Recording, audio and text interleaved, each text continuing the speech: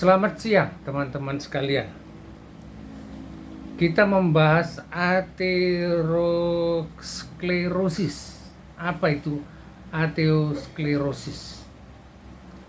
Yaitu penumpukan lemak kolesterol dan zat lain di dalam dan di dinding arteri sehingga menghalangi aliran udara.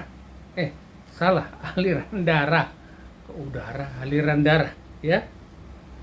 Jika dinding arteri pecah dan gumpalan plak menyebabkan oklusi akut arteri. Oklusi akut arteri. Oklusi arteri artinya kondisi yang menyebabkan penyumbatan sebagian atau seluruhnya aliran darah melalui arteri. Jadi darah di arteri itu tersumbat karena adanya lemak tadi. Oke, arteri apa? Arteri adalah pembuluh darah yang membawa darah beroksigen ke jaringan tubuh. Kata kuncinya darah beroksigen, artinya darah yang keluar dari jantung. Sedangkan darah yang menuju jantung itu disebut dengan pena.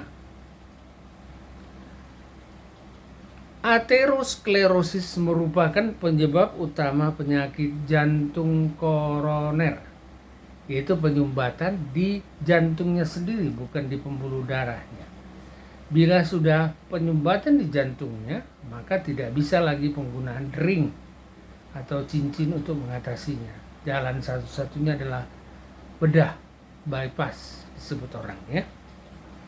Penyebabnya adalah kolesterol yang tinggi, tekanan darahnya tinggi, penyakit diabetes, peradangan akibat penyakit tertentu seperti lupus, obesitas, dan kebiasaan merokok. Kembali, ini termasuk kebiasaan yang merusak, yang seperti saya katakan sebelumnya. 15 jenis penyakit yang disebabkan oleh kebiasaan merokok.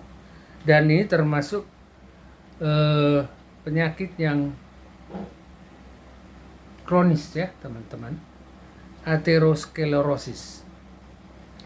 Faktor resikonya usianya lebih 40 atau 50 tahun. Jadi hati-hati teman-teman yang sudah lebih dari 40 atau 50 tahun, waspadalah, ya. Pola hidup tidak sehat, pola makan tidak sehat, gemar konsumsi alkohol, dan stres berkepanjangan. Ada riwayat aterosklerosis dalam keluarganya. Ada riwayat penyakit tersebut, ya, di keluarga. Lalu gejala-gejalanya sangat disayangkan bahwasanya gejala tidak ada sampai pembuluh darah arteri sangat menyempit bahkan tertutup. Jadi hampir tidak ada gejala yang bisa diidentifikasi. Terjadi kalau sudah pembuluh darah benar-benar menyempit. Jenisnya adalah ada 4, ya. 1, aterosklerosis jantung, yaitu penyebab penyakit jantung koroner dan serangan jantung dengan gejala.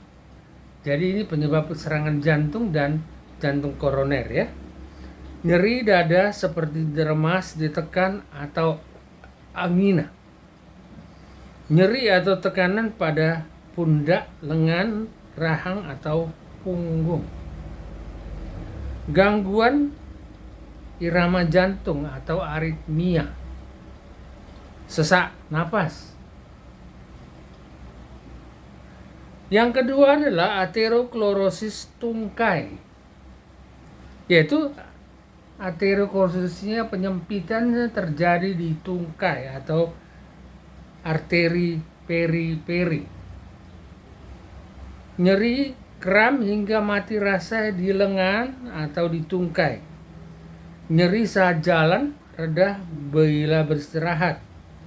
Tungkai bagian bawah terasa dingin. Luka jempol telapak atau kaki yang tidak sembuh, tidak kunjung sembuh. Ini seperti ciri-ciri orang neuropati, teman-teman. Kaki diabetes. Ya. Kalau terjadi luka, alamat tidak sembuh dan biasanya rekomendasi dokter adalah amputasi. Ternyata aterosklerosis terjadi di tungkai, yaitu penyumbatan pembuluh darah terjadi di tungkai. Yang ketiga, aterosklerosis otak. Ini penyebab stroke yang ditandai dengan mati rasa atau lumpuh pada satu sisi wajah, lengan, dan tungkai. Mati rasa, teman-teman. Lalu kebingungan dan sulit bicara, dan bicaranya biasanya cadel, ya. Kebingungan dia. Itu. Lalu kehilangan koordinasi dan keseimbangan. Ini sebabnya banyak orang yang kena stroke itu lumpuh. Bicaranya susah, teman-teman. Pusing dan akut kepala berat. Ya. Sulit bernapas dan ada kalanya kehilangan kesadaran atau pingsan, ya, teman-teman. Itu aterosklerosis yang ketiga. Yang keempat adalah aterosklerosis ginjal. Penyebab utama gagal ginjal dengan ciri sebagai berikut. Jarang buang air kecil. Ya.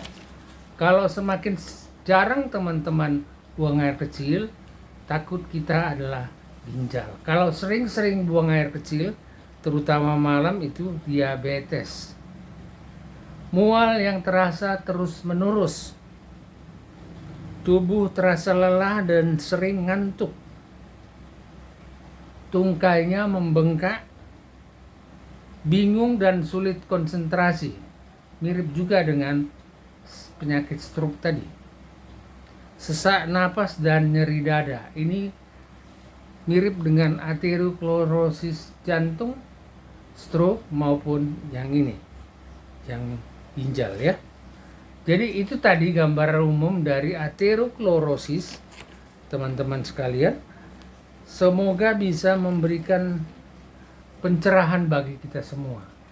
Mudah-mudahan informasi ini bermanfaat.